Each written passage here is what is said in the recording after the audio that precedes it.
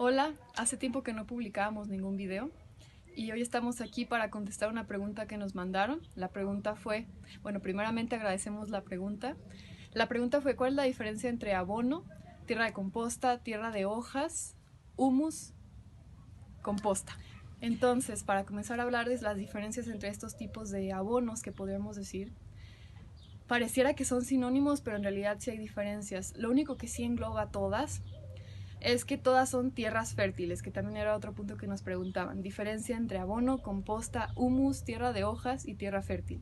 Entonces, todas las que mencioné son tierras fértiles. ¿Qué significa una tierra fértil? Una tierra fértil es aquella que tiene nutrientes. ¿Y qué es fértil? ¿Por qué? Porque al tener nutrientes, entonces va a favorecer el desarrollo de las plantas. ¿Sí? Toda planta necesita nutrientes para poder crecer, así como todos los humanos. Entonces, una tierra que tiene nutrientes, pues es una tierra fértil, ¿sí? Y pues también incluyen más aspectos dependiendo de cada planta, ¿no? También la humedad, la porosidad, la estructura del suelo hace una tierra fértil o no, pero podemos decir que generalmente la parte de los nutrientes es esencial para poder decir que una tierra es fértil, ¿sí? Entonces, comenzando por el compostaje o la composta es una tierra fértil, es una tierra con nutrientes que obtiene sus nutrientes a través de este proceso de descomposición de la materia orgánica. ¿Cuál es esta materia orgánica que le adicionamos a la composta? Pues puede ser estiércol, hay muchos tipos de compostaje, como a lo mejor ya lo saben.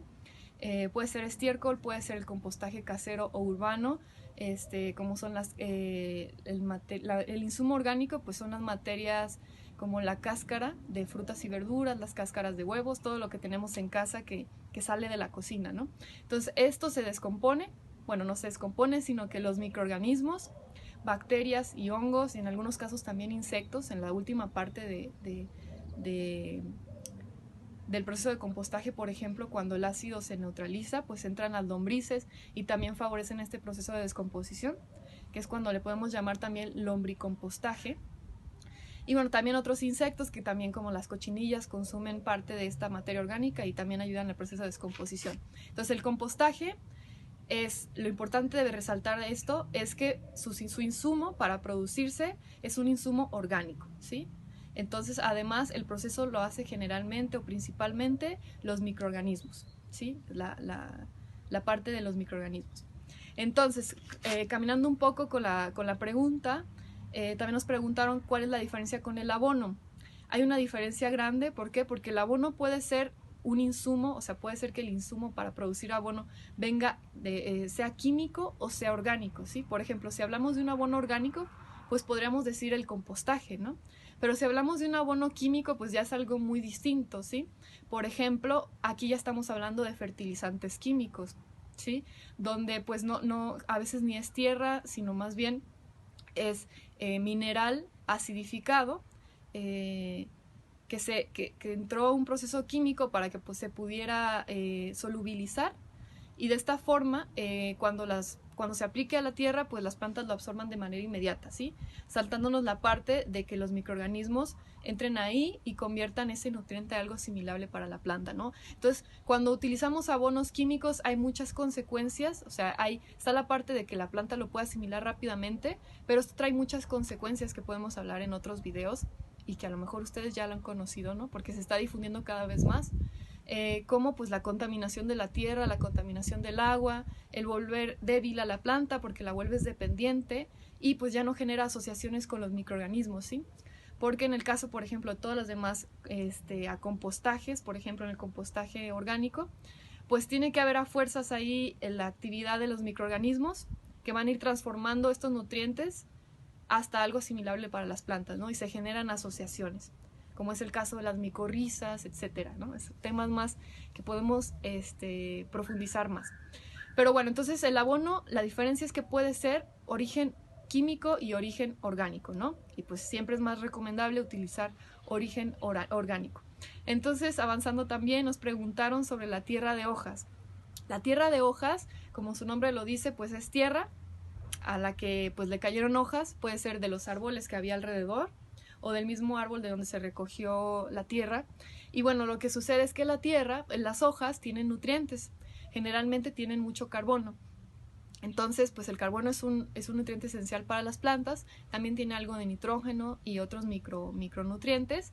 Entonces, lo que sucede es que cuando las hojas caen a la tierra, como en la tierra hay microorganismos, bacterias y hongos, poco a poco las hojas se van descomponiendo y entonces, pues ahí es otro compostaje más natural, más al que le metemos menos chamba, pero también pues no es tan balanceado, no tiene, a lo mejor le faltan nutrientes. ¿Por qué? Porque el único insumo que le estamos metiendo son las hojas. En el caso del compostaje pues estamos metiendo cosas más variadas, como por ejemplo en un compostaje casero pues le metemos la cáscara del mango, la cáscara del aguacate, la cáscara de la manzana, entonces ahí va como una dieta más balanceada, ¿no? Entonces la tierra de hojas es nutritiva, pero pues no tiene todos los nutrientes como es el caso de compostas, ¿no? Donde metemos otros insumos más variados. Finalmente también me preguntaron sobre el humus. El humus tiene una historia un poco también interesante.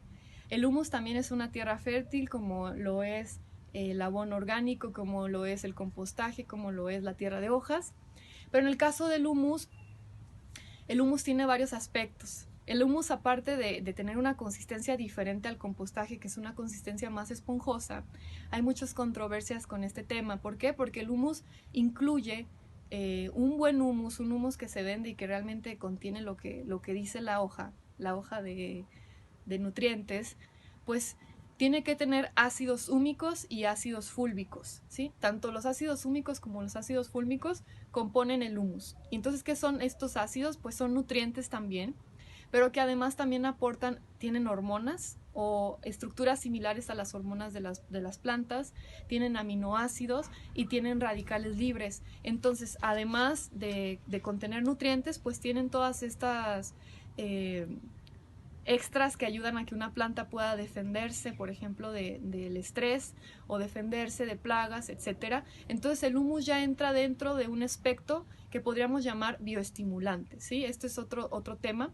Que sí viene siendo un abono, que sí viene siendo tierra fértil, pero también tiene un extra que es bioestimular a la planta, ¿sí? Bioestimular a la planta que se defienda a ambientes adversos, a que se defienda de alguna enfermedad, etc.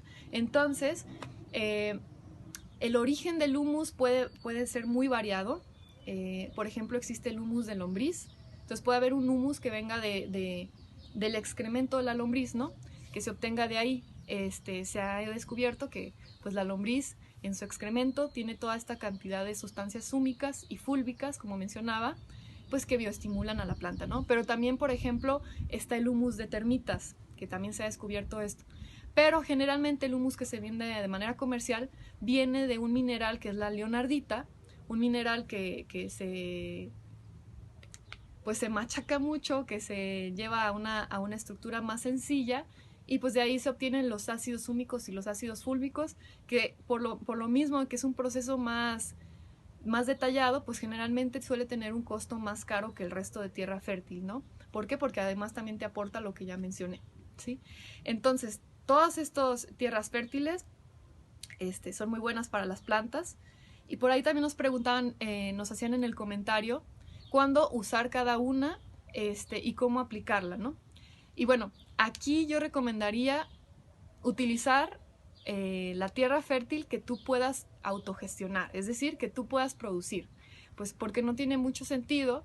O sea, todos tenemos a nuestro alrededor y todos estamos produciendo todo el tiempo materia orgánica, ya sea nuestro excremento, ya sea nuestras cáscaras de frutas y verduras, ya sea nuestro árbol que tenemos al lado. Entonces, si tenemos esos insumos, pues lo mejor sería obtener tierra fértil gratis, ¿no? Y además esto sería, pues, nos ahorramos el transporte, nos ahorramos los empaques, gastar, y además pues como que cierra más el ciclo, ¿no? Entonces, si tú tienes posibilidad de hacer composta, pues te recomiendo que utilices composta. Si tienes posibilidad de hacer tierra de hojas, pues haz tierra de hojas, ¿no? En el caso del humus, si tienes lombrices que puedan ser productivas y les das el alimento adecuado, porque ya sabemos las lombrices no consumen ni ácidos ni picantes, pues produce humus, y después puedes extraer los ácidos húmicos y fúlbicos para ser todavía más específico, ¿no? O específica. Entonces, pues te recomiendo que utilices lo que puedas autogestionar, lo que puedas hacer tú mismo o tú misma. Por otro lado, ¿cuándo aplicarlo? En el caso del humus, yo recomiendo utilizarlo cuando tengas plantas enfermas, ¿sí? Porque como es algo más caro, si tú no lo produces, pues mejor puedes utilizar composta o puedes utilizar tierra de hojas o abono orgánico. Ahora, ¿cuándo aplicar?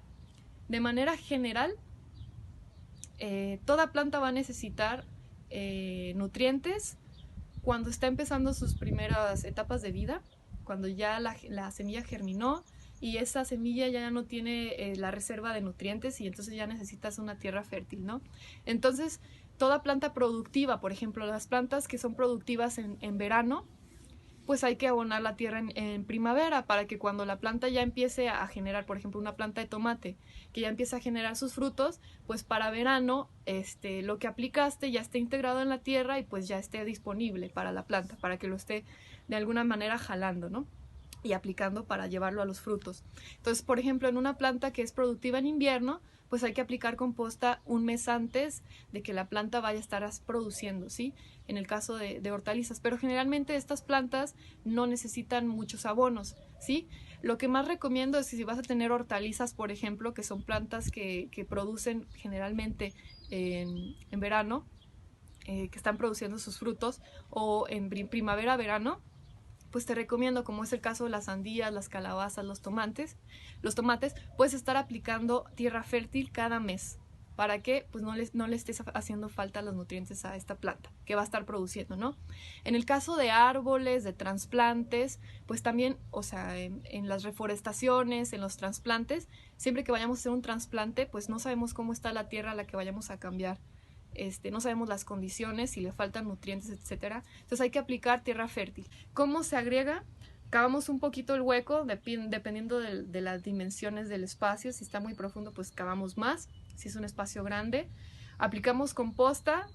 Podemos agregar, generalmente se agrega 1/3 del total de la cantidad del espacio donde tienes las plantas, ¿no? Por ejemplo, en los huacales, en el caso de viveros, en el caso de huertos urbanos, etcétera, tienes tu huacal de madera, tu espacio, 2 partes son tierra y una tercera parte es composta o abono, ¿sí? ¿Por qué? Porque si agregamos un exceso, pues, mucha cantidad puede ser que sea contraproducente. Entonces, para resumir, recomiendo hacerlo al inicio de la vida de cada planta, en los trasplantes, en las etapas productivas de la planta, en el caso de plantas productivas una vez al mes, en las reforestaciones, cuando vamos a por primera vez poner una planta en cierto lugar y no sabemos cómo están las condiciones de la tierra, etcétera. Entonces espero haber resuelto las dudas. Cualquier duda extra déjenmela en los comentarios. Pues muchas gracias por seguir conectando.